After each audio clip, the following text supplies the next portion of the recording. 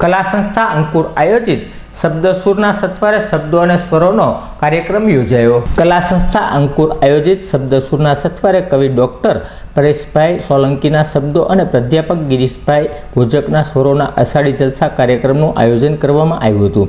આ કાર્યક્રમમાં ડોક્ટર પરેશભાઈ સોલંકી, ગાયક કલાકાર પ્રાધ્યાપક ગિરિજરાજભાઈ ભોજક, ડોક્ટર ફિરોઝ દેખૈયા, ડોક્ટર ચિરાગ નાયક, રૂચા ઠક્કર, કાજલ ડાભી, ડોક્ટર શીતલ સોલંકી, આરબી ભોજક, સ્મૃતિબેન સોલંકી સહિતના કલાકારોએ શબ્દ અને સ્વરોનો સૂર છેડતા ઉપસ્થિત સર્વ મંત્રપૂત બન્યા હતા। આ કાર્યક્રમને સફળ બનાવવા કલા સંસ્થા અંકુરના મફતભાઈ સોલંકીએ જહેમત ઉઠાવી હતી।